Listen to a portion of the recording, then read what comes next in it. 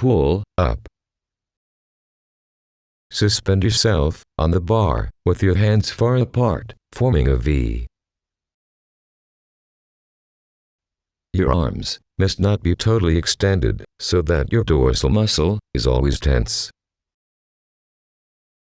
Pull yourself upwards until your chest reaches the bar. While you are lifting yourself, your body must follow a straight line and must not swing backwards or forwards. Return to the starting position slowly, and remember not to extend your arms completely.